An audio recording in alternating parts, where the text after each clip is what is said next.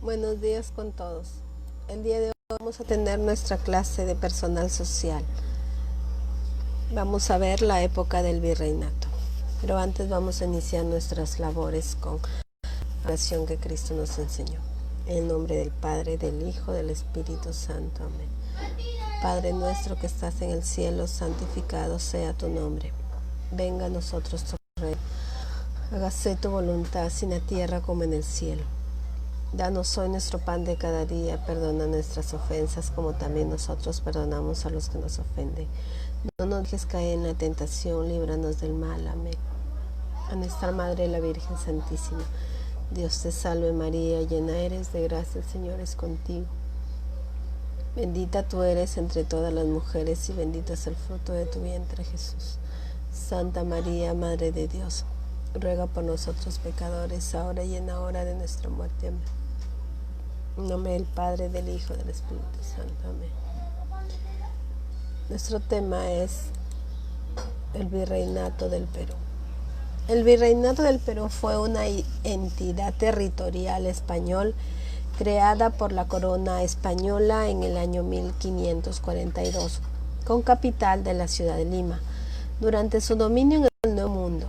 En un principio su territorio comprendía casi toda América del Sur, incluyendo Panamá y algunas islas de Oceanía, aunque no incluía Venezuela, que dependía de la Real Audiencia de Santo Domingo, ni los territorios al este de la línea del Tratado de Tordesillas, que pertenecían al Imperio Portugal. 2 siglos después, su inmenso territorio sufrió 3 importantes mermas. En 1717 se creó el Virreinato de Nueva Granada al norte. En 1776 se creó el Virreinato del Río de la Plata al sur. Al mismo tiempo, la colonia portuguesa de Brasil se extendía a sus fronteras tomando territorios de la Amazonía. A pesar de las pérdidas territoriales, todavía al principios del siglo XIX, el Virreinato del Perú era la principal posesión de la corona española, al tratarse de una de las principales fuentes de riqueza. El proceso de independencia hispanoamérica se inició el fin del virreinato, conflicto con el que mantuvo el bando realista y funcionó como un importante bastión y centro estratégica de la corona española en América del Sur. Esto provocó la guerra con las Provincias Unidas del Río de Plata, creada tras la caída del virreinato homónimo, el cual por el momento había elegido el camino de la independencia desde 1810 y enviaba sus fuerzas libertadores en todas direcciones. Tras independizar la Capitanía General de Chile, el general rioplatense José de San Martín giró nuevamente su atención hacia Perú y preparó un ataque naval. La campaña fue un éxito y San Martín declaró la independencia del Perú, para acto seguido retirarse de su carrera militar, aunque quedaban áreas bajo control realista, así que continuó la tarea independentista con el general gran colombiano Simón Bolívar, con la intervención de la Gran Colombia, con quien utilizó el apoyo de las guerrillas peruanas y todos los recursos de la sierra peruana, requisando todo lo necesario para una guerra de posiciones. Tras la batalla de Ayacucho del virreinato, perdió su rumbo con solo algunos focos de lealtad de la corona de los Andes y la costa del Bajo y Alto Perú, con divisiones internas, sin auxilio de la España peninsular, prácticamente aislado del mundo. La resistencia del virreinato peruano sucumbió en 1824. Con la entrada de los españoles a la ciudad de Cusco en 1534, concluyó la conquista militar del Perú, llevada a cabo por Francisco Pizarro, y dio comienzo al desarrollo del asentamiento español del área dominada hasta este momento por el Imperio Inca o Tahuantinsuyo. Al mismo tiempo que se producía la caída del Imperio Incaico, se desató un conflicto entre los conquistadores para concluirla. El 20 de noviembre de 1542, el rey Carlos I de España firmó en Barcelona por real cédula las llamadas leyes nuevas, que eran un conjunto de legislativo para las Indias, entre las cuales dispuso la creación del Virreinato del Perú en reemplazo de las antiguas gobernaciones de Nueva Castilla y Nueva León, al tiempo que la sede de la Real Audiencia de Panamá fue trasladada a la ciudad de los Reyes o Lima, que era el capital del nuevo virreinato. Una de las leyes nuevas decía así: y te ordenamos y mandamos que las provincias o reinos del Perú resida un virrey y una audiencia real de 4 oidores letrados, y el dicho virrey presida en la dicha audiencia, la cual residirá en la ciudad de los Reyes, por ser la más convenible, porque de aquí en adelante no va a haber audiencia de Panamá. El flamante virreinato comprendió en un inicio y durante casi 300 años gran parte de Sudamérica y el Istmo de Panamá, bajo diversas formas de control o supervigilancia de las autoridades. Abarcaba una inmensa superficie que correspondía a los actuales territorios que forman parte de la República de Argentina, Uruguay, Paraguay, Bolivia, Colombia, Chile, Ecuador, Panamá y Perú, y toda la región oeste y sur del Brasil. Quedaban exceptuadas Venezuela, bajo jurisdicción del virreinato de la Nueva España, a través de Real Audiencia de Santo Domingo, y Brasil, que integraba el periodo portugués. Fue un primer virrey Blasco Núñez de Vela, nombrado por Real Cédula el 1 de marzo de 1543. Sin embargo, no pudo ejercer la autoridad real debido a los enfrentamientos entre los partidarios de Francisco Pizarro y Diego de Almagro por el dominio del Perú, y pereció asesinado por Gonzalo Pizarro. El asesinato de la primera autoridad del rey produjo mucha consternación en España, y dispuso castigar severamente a quien había intentado contra el rey, ese atentado contra el virrey, el representante del rey en todos los territorios conquistados. Para ello, Carlos I envió a Pedro de la Gasca con el título de pacificador para solucionar esta situación. Y en el Perú, la Gasca, seguro de haber influido la semilla de la traición entre los partidarios de Gonzalo Pizarro, se enfrentó al conquistador cerca del Cusco en 1548. Gonzalo Pizarro vio a sus capitanes pasarse al bando de la Gasca, y la derrota para él resultó aplastante. Conducido a la ciudad del Cusco, fue ejecutado por delito de alta traición al rey. Unos años después, en 1551, fue nombrado virrey Antonio de Mendoza y Pacheco, luego de haber ejercido el cargo de virreinato novohispano. El virrey Álvarez de Toledo. Tras casi 40 años de desorden administrativo, el virreinato peruano encontró una eficiencia conductora en el virrey Francisco Álvarez de Toledo, quien entre 1569 y 1581 logró establecer el marco político-administrativo que erigió por muchos años en el Perú virreinal. Apenas llegado a tierras peruanas, Francisco Álvarez de Toledo se informó de todo cuanto había sucedido en el virreinato y de cuáles habían sido las políticas hasta ese momento.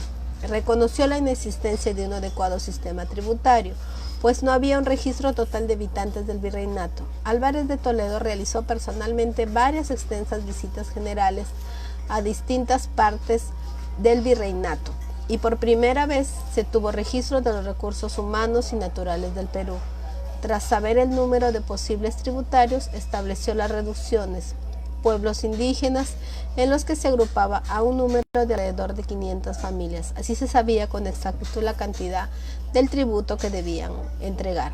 El virrey Álvarez de Toledo impulsó la distribución del trabajo indígena por medio de la mita. Mediante el empleo de esta se proveó de mano de obra de las ricas minas de Potosí, provincia de Charcas, productoras inmensas cantidades de plata y Huancavelica, de la que extraía mercurio y azogue, necesario para la purificación, con la que se logró convertir al Perú en uno de los centros más productivos de plata en el mundo.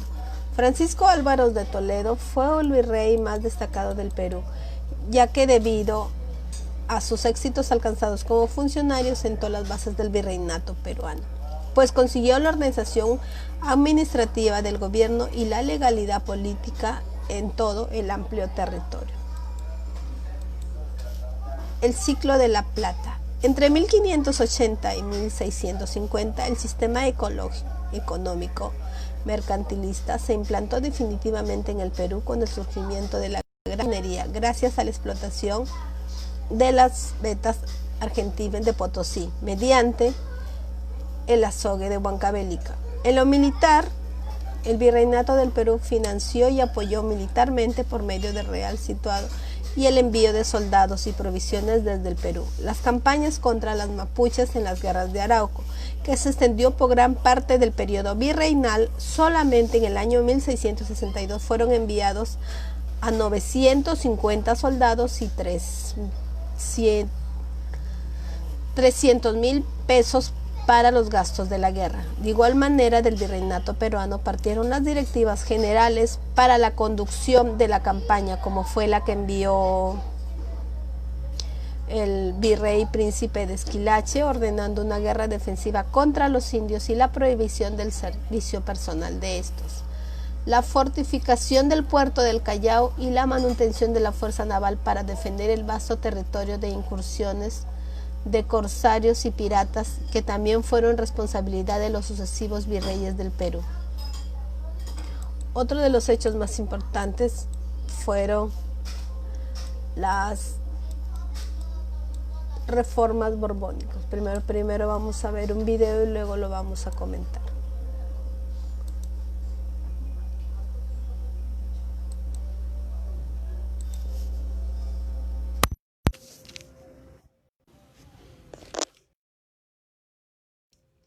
Navegar por costas y mares, buscando rutas alternativas al Mediterráneo para poder comerciar con zonas lejanas.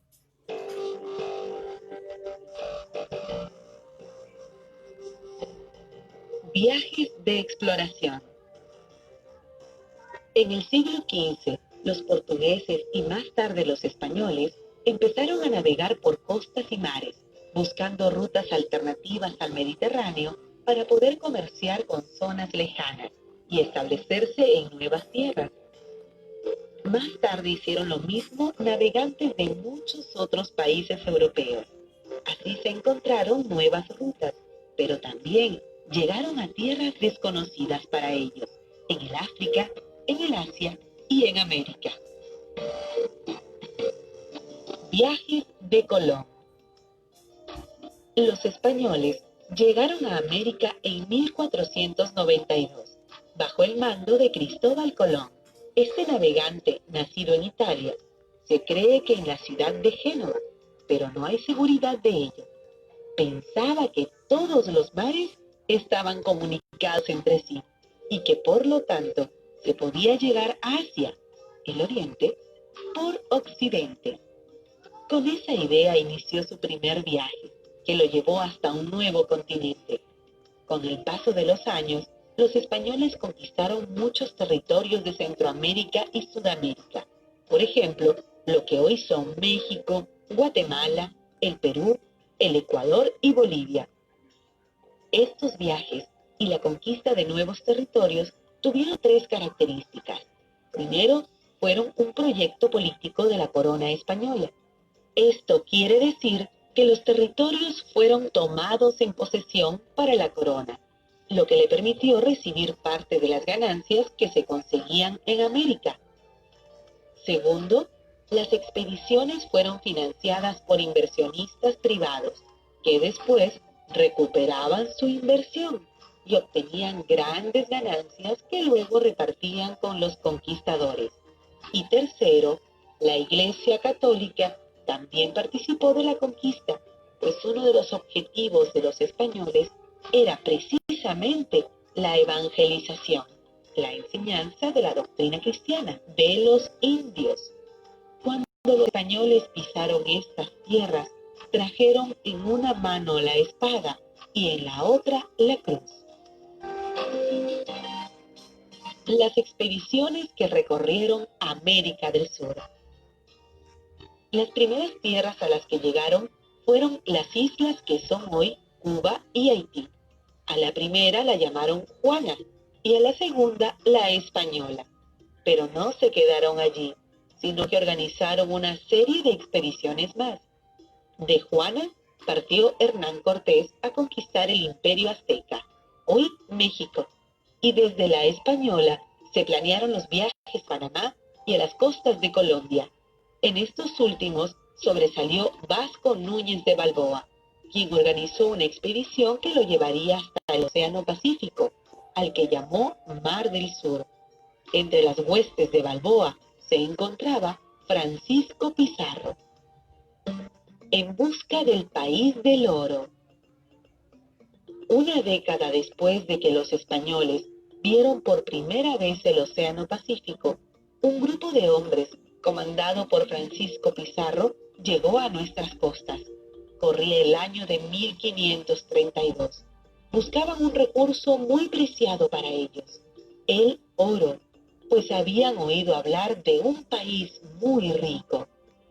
Para realizar esta empresa, Pizarro se asoció con Diego de Almagro, a quien se le encargó conseguir los abastecimientos, y con Hernando de Luque, quien gracias a sus contactos con gente importante de Panamá, obtuvo el dinero para financiar el proyecto.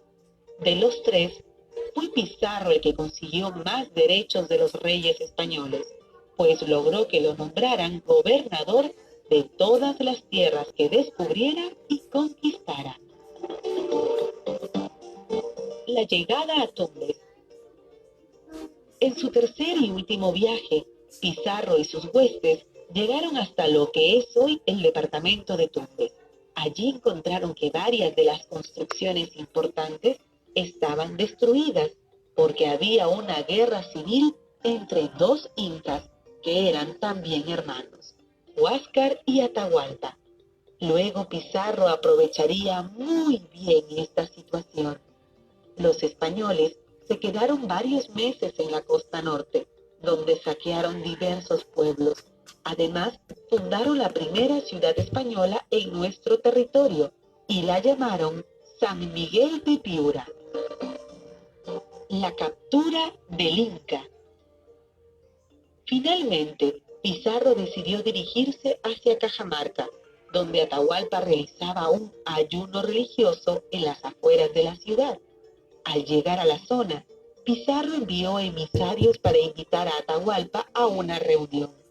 Un sacerdote de apellido Valverde se le acercó, le entregó una Biblia y le pidió que jurara fidelidad al Papa y al Rey de España. Cuando Atahualpa arrojó la Biblia, los españoles que rodeaban la plaza iniciaron los ataques. Provistos de cañones, arcabuces, caballos que pisaban a la gente caída y perros que mordían la yugular de los indígenas, los españoles sorprendieron a los naturales y los hicieron entrar en pánico. Como resultado, se produjo una gran matanza que terminó con la captura del Inca Atahualpa. El rescate. Conocedor del interés de los españoles por los metales preciosos, Atahualpa les ofreció un millonario rescate a cambio de su libertad. Se llenaron 2 cuartos de plata y 1 de oro. Por ejemplo, a cada soldado a caballo le tocaron 40 kilos de oro y 80 kilos de plata. Pero el compromiso no se cumplió. Los españoles, temerosos de que Atahualpa estuviera organizando en secreto una rebelión, lo juzgaron y lo ejecutaron. Cuentan que Atahualpa era un hombre alto, soberbio y muy inteligente, que aprendió algo de español e incluso a jugar ajedrez, al punto que logró vencer a varios adversarios españoles. Las negociaciones de Pizarro. Mientras tanto, Pizarro, enterado de los conflictos entre la gente que apoyaba a Atahualpa y los que respaldaban a Huáscar, que ya había muerto, decidió tomar partido por la facción de Huáscar y nombró como nuevo inca y aliado suyo a Túpac Hualpa. Se dice que este fue una especie de inca títere que hacía lo que los españoles le ordenaran. Luego Pizarro estableció otras alianzas más que le permitieron recibir el apoyo de los pueblos que habían sido sometidos por los incas del Cusco y que por lo tanto estaban descontentos. La idea de estos últimos era zafarse primero del sometimiento de los conquistadores incas con la ayuda de los españoles y luego deshacerse de los conquistadores. Sin embargo, esto último nunca ocurrió. El camino hacia el Cusco, capital inca. Luego Pizarro y sus hombres se dirigieron hacia el Cusco por el antiguo camino inca de la sierra. A la altura de Jauja, Túpac Hualpa fue asesinado y se nombró como nuevo inca a Manco Inca, con quien entraron en el Cusco. Un tiempo después se realizó la fundación española del Cusco. A lo largo del trayecto y en los primeros meses de estadía en el Cusco, se hizo visible el descontento de los indígenas por la presencia española. Así, el primer gran acto de resistencia de los antiguos habitantes de nuestro país fue militar y estuvo encabezado por los generales de Atahualpa. Para vencerlos, los españoles recibieron la colaboración de las etnias que se habían aliado con ellos y de las panacas que habían apoyado a Huáscar. Este apoyo fue fundamental para el triunfo de los conquistadores. Muchos indígenas mueren. Una de las consecuencias más importantes de la conquista fue la muerte y la desolación. En un periodo de aproximadamente 150 años, la población indígena disminuyó de aproximadamente 9 millones de personas a 600.000. La mayor parte de ellos fallecieron a causa de epidemias traídas por los españoles, como el sarampión, la gripe o la varicela. Pero también se produjeron matanzas y se los obligó a realizar trabajos excesivos. Lo más dramático, sin embargo, fue que mucha gente perdió las ganas de vivir. Las mujeres no querían tener hijos e incluso algunas personas se suicidaron. Las cosas comienzan a cambiar. Con la conquista aparecieron las encomiendas, que consistieron en el reparto de personas.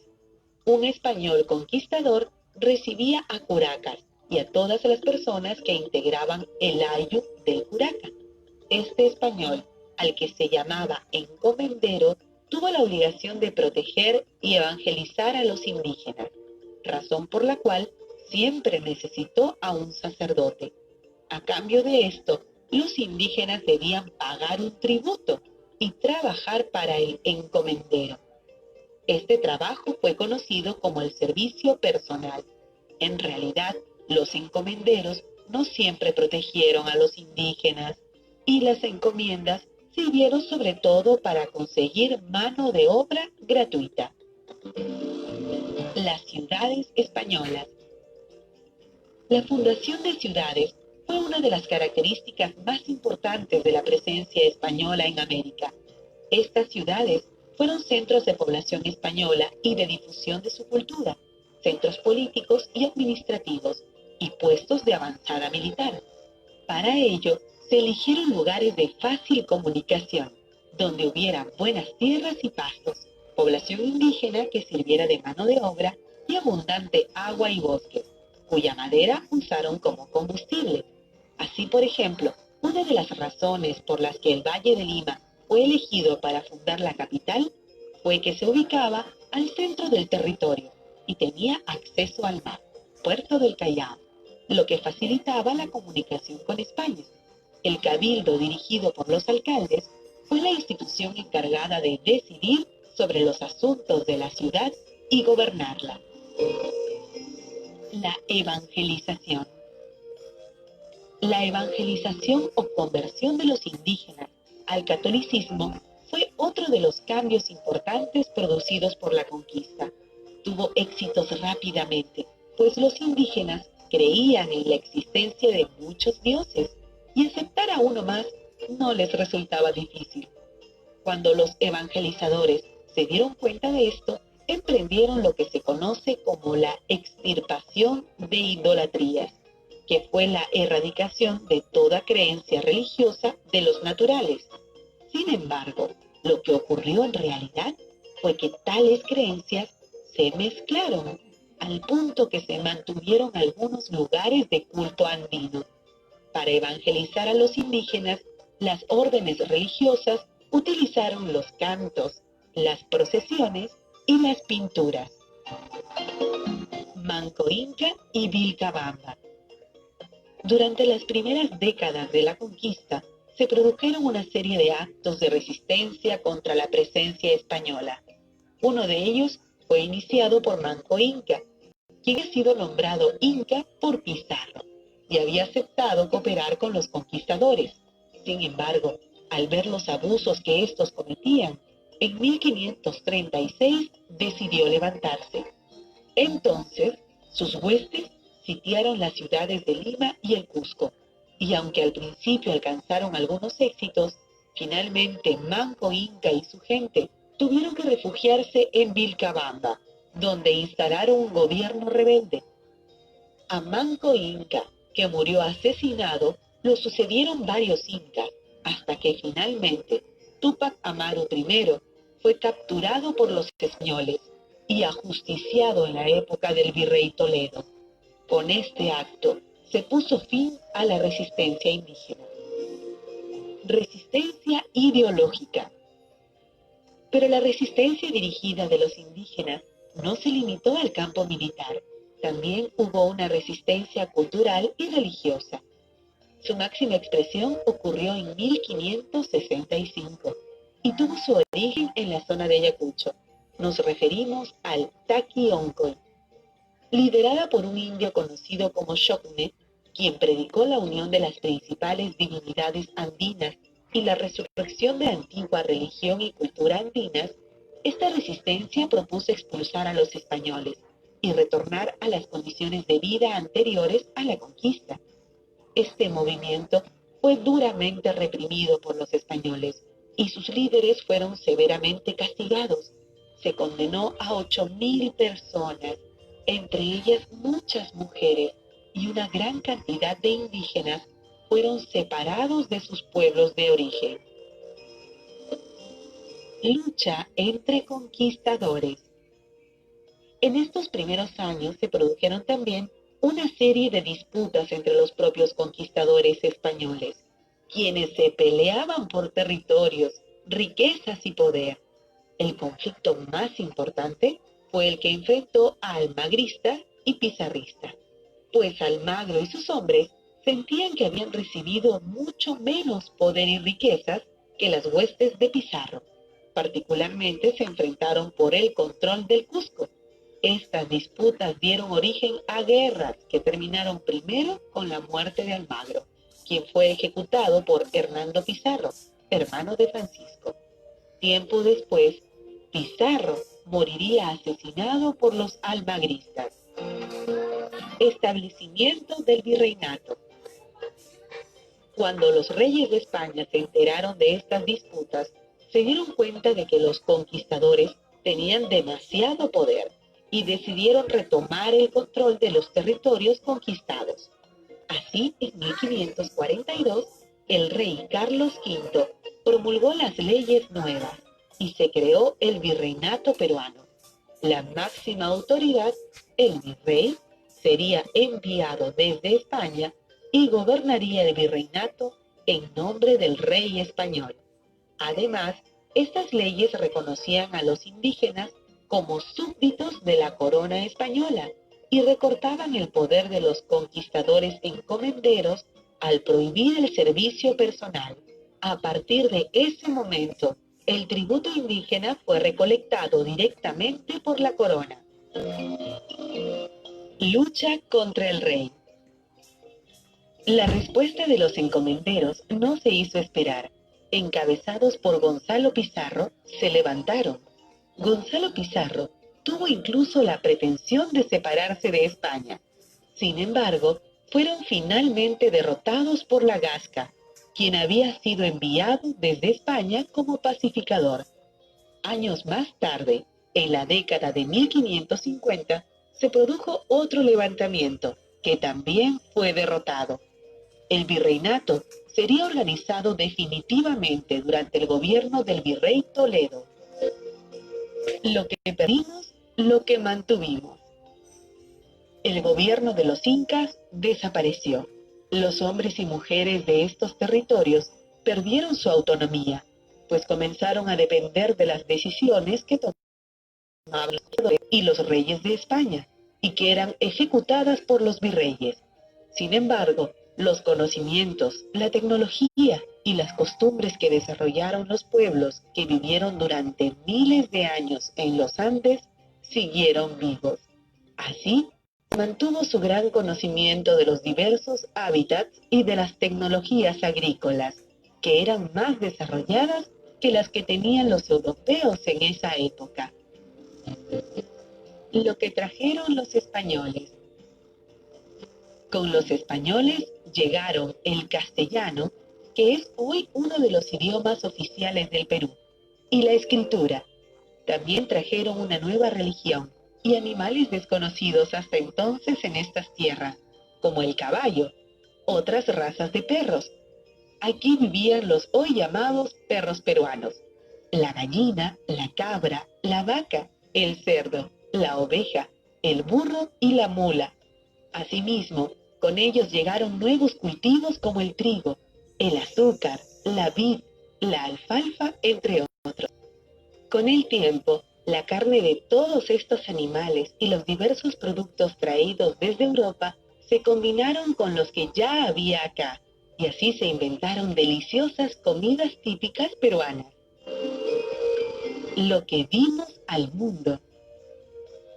De la misma manera como los europeos trajeron diversos productos hasta entonces desconocidos en lo que hoy se conoce como América, también llevaron alimentos nativos a España y luego a todo el mundo. Así, la papa y el maíz, por citar solo dos ejemplos, son hoy fundamentales en la dieta de muchas personas en el planeta. Incluso la papa ha salvado al mundo de muchas hambrunas. La kiwicha, originaria de nuestras punas, es utilizada hoy como alimento por astronautas. El algodón de color se está usando en telas ecológicas. La lana de vicuña y la de alpaca son muy bien cotizadas en algunas zonas del mundo. Sentando las bases del virreinato. El virrey Toledo, que gobernó entre 1569 y 1581, es considerado el verdadero organizador del virreinato peruano. Al llegar a nuestro territorio, realizó una visita por la sierra para identificar las principales características del país. Así, pudo dictar medidas muy importantes para el funcionamiento del virreinato.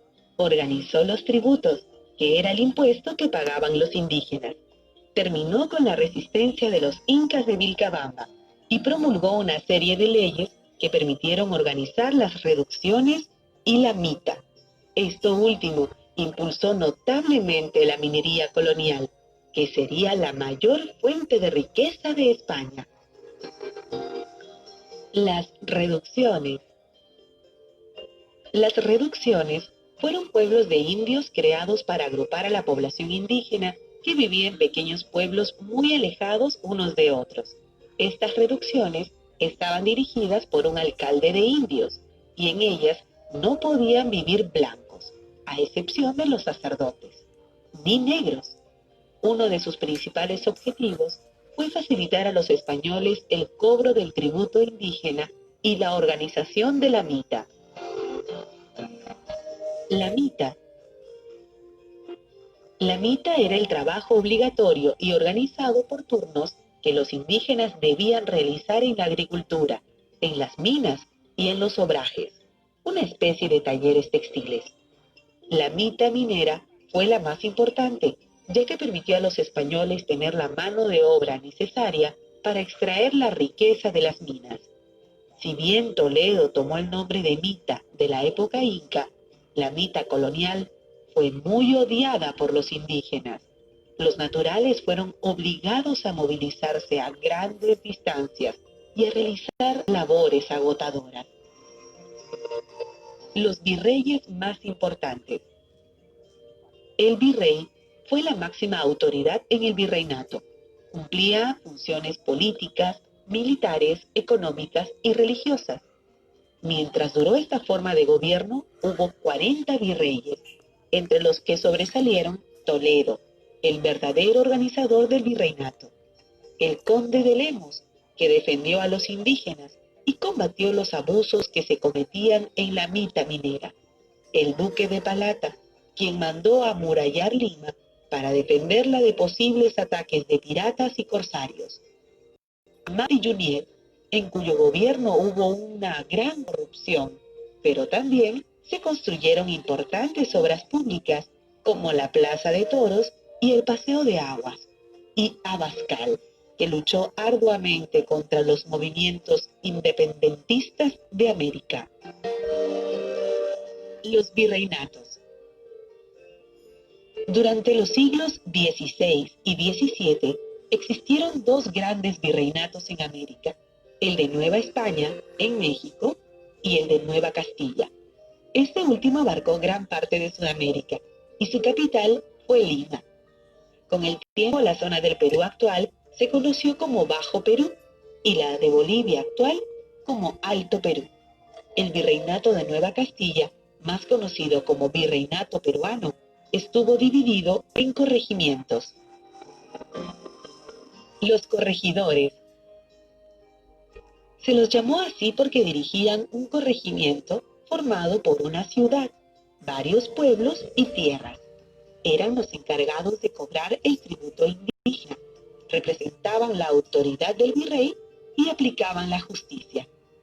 Cometieron una serie de abusos. Uno de los más odiados fue el reparto de mercancías entre los indígenas, a quienes se les obligaba a pagar por ellas. Lo peor era que muchos de esos productos, como las medias de seda, eran absolutamente inservibles. La población y la organización social. Los indios.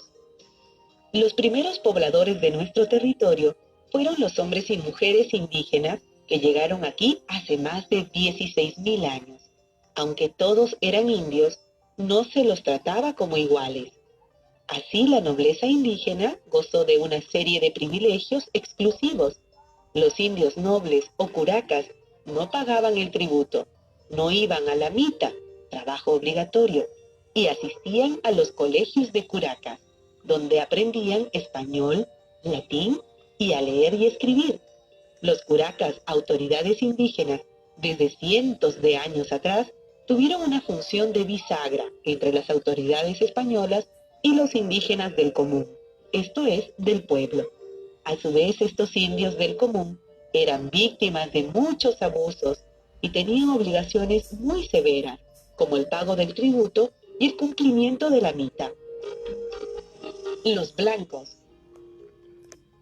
Los primeros españoles que arribaron al Perú fueron básicamente hombres que venían en busca de fama y fortuna. Las mujeres españolas llegaron muchos años después. Este grupo social estaba formado por españoles nacidos en España y por sus descendientes que nacieron en América. Tenían una posición privilegiada y la mayoría vivió en las ciudades. Algunos de ellos gozaban de una excelente posición económica, pues eran funcionarios, grandes mercaderes, hacendados y mineros. Hubo incluso quienes compraron títulos de nobleza. Pero había también españoles pobres, pequeños comerciantes, artesanos o pequeños agricultores. Los negros. La mayoría de hombres y mujeres negros llegaron a partir de 1595, en calidad de esclavos para servir a los españoles.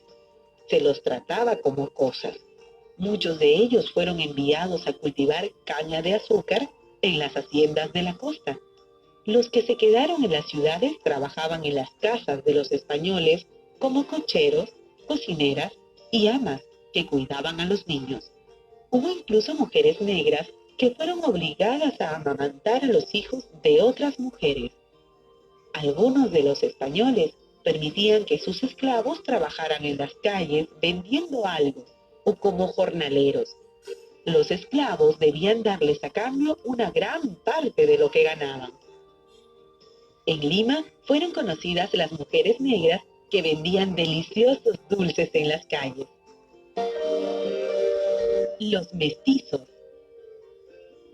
No todos los indígenas, blancos y negros, vivieron separados unos de otros, sino que se mezclaron entre razas, fenómeno conocido como mestizaje. Así los niños de madre india y padre español fueron llamados mestizos.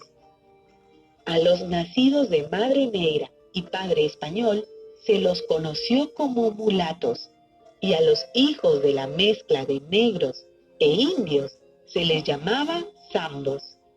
Pero no solo se produjeron mezclas entre razas, sino también entre culturas. Nuestra música, fiestas y creencias son el producto de la mezcla de las culturas de estos pueblos. Las mujeres durante la colonia. Durante la colonia, las mujeres no tuvieron los mismos derechos que los hombres, ni siquiera las mujeres blancas. Cuando eran jóvenes doncellas, dependían de los padres y después de los esposos, y las que no se casaban eran internadas en un convento para ser monjas. Los hombres de su época las consideraban frágiles de espíritu y víctimas de peligrosas debilidades carnales. Muchas mujeres blancas, mulatas, zambas e indias fueron inclusive acusadas de hechiceras y de mantener tratos con el diablo. Minería, la actividad más importante durante la colonia. Los españoles asociaron la riqueza al oro y a la plata. Cuando llegaron a nuestro territorio, recogieron todos los objetos de estos metales preciosos que estaban en los templos y en los palacios, y más tarde comenzaron a sacar minerales de las minas. Así, con el correr de los años, la minería se convirtió en una de las actividades más importantes desarrolladas en nuestro país. En lo que es hoy territorio boliviano, encontraron una de las minas de plata más grandes del mundo, Potosí, y la explotaron por más de 100 años. La plata que sacaron proporcionó a España grandes riquezas. La manufactura. Otra de las actividades desarrolladas durante la colonia fue la manufactura. Para llevarla a cabo, se construyeron una especie de fábricas donde se elaboraban jabones, básicamente a partir de la grasa de las cabras, y vidrios. La textilería fue, sin embargo, la actividad manufacturera más importante en este periodo de nuestra historia. Las prendas textiles eran fabricadas en unos talleres conocidos como obrajes, y los más importantes estuvieron en Huamanga, el Cusco, Conchucos, Cajamarca y sobre todo en Quito. Como se puede apreciar, los principales obrajes estuvieron ubicados en las serranías, donde abunda el agua que deben beber las ovejas. Y fue así porque éstas proporcionaban la lana con la que se elaboraban los tejidos. La agricultura y la ganadería. Con la llegada de los españoles, también se desarrollaron grandes haciendas. Estas fueron de propiedad de los españoles, y sus tierras eran trabajadas por los negros esclavos y los indígenas. Cultivaron caña de azúcar, trigo, arroz y vid. Además, para elaborar el azúcar, construyeron una especie de fábricas. En muchas de las haciendas también se crió ganado vacuno y ovino, de los que se obtuvo carne, leche y lana. Asimismo, en una zona de la actual Argentina, se criaron mulas que sirvieron como animales de carga para transportar minerales. El monopolio comercial. Con la instalación del virreinato, se desarrolló el comercio y se empezó a utilizar la moneda. Algunas de las regiones que formaban parte de él comenzaron a comprarse y venderse productos entre sí. Además, la corona estableció en sus colonias un monopolio comercial, lo que significaba que los virreinatos instalados en América solo podían comprar los productos procedentes de España. Así, al virreinato del Perú le estaba prohibido incluso comerciar con el de México.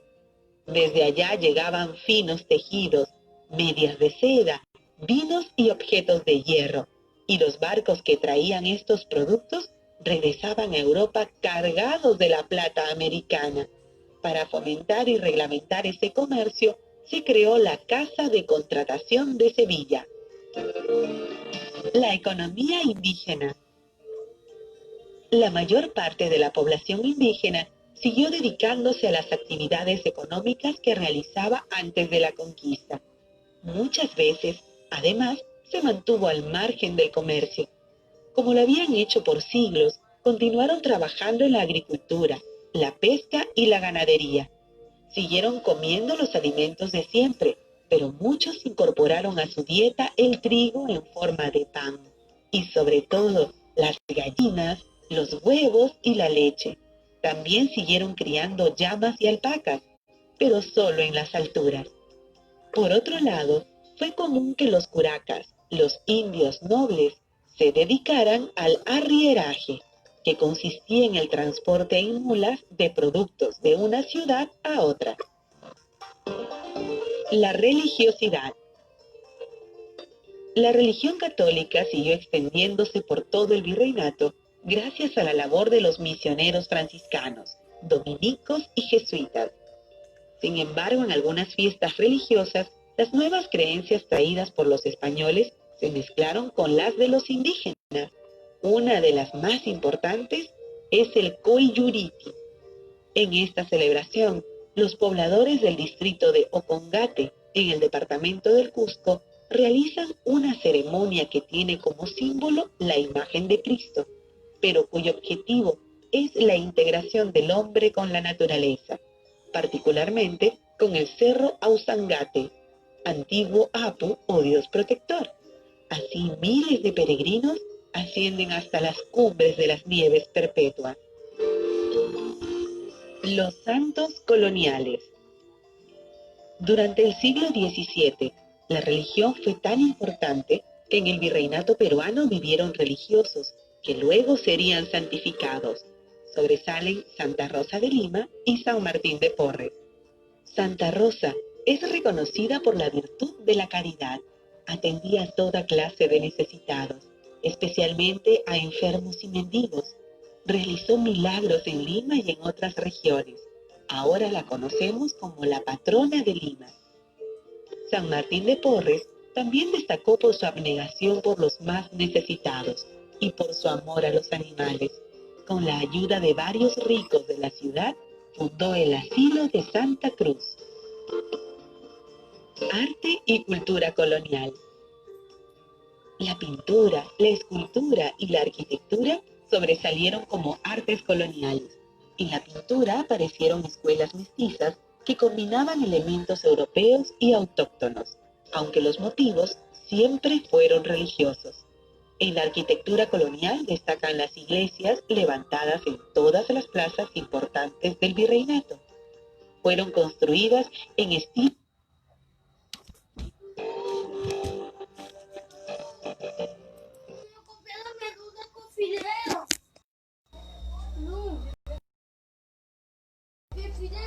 Muy bien.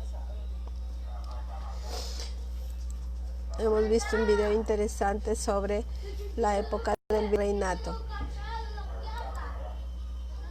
Dentro podemos encontrar, como ya hemos escuchado, hasta las reformas borbónicas, la emancipación, cómo fue el fin del virreinato. Después de la victoria de los ejércitos de los Andes sobre los realistas, Chile declaró su independencia en 1818. Organizó, junto con las Provincias Unidas del Río de Plata, una expedición militar al mando del libertador general José de San Martín, la cual desembarcó en el puerto de Pisco. A partir de ese momento, diversas provincias y pueblos del Perú empezaron a declarar su independencia de España, tales como Huamanga, Tarma, Lambayeque, Ferreñafe, Trujillo y Cajamarca. Finalmente, en 1821, San Martín proclamó la independencia del Perú. La sede virreinal fue trasladada al Cusco y el Imperio Español del Perú se mantuvo los territorios no independizados hasta 1824, que tras la batalla de Ayacucho se firmó la capitulación de Ayacucho entre el general José de Tera y Antonio José de la Sucre, al mando de sus fuerzas militares revolucionando, dando fin al virreinato del Perú. La capitulación fue aceptada sin resistencia por Pío de Tristán y Moscoso a la cabeza del gobierno del virreinato, que arribó en Cusco el ejército libertador 3 semanas más tarde. El 7 de abril de 1825 el Alto Perú se independizó como República de Bolivia y en enero de 1826 se puso fin de toda resistencia militar de Chile y en el Callao. Eso ha sido todo por el día de hoy. Gracias.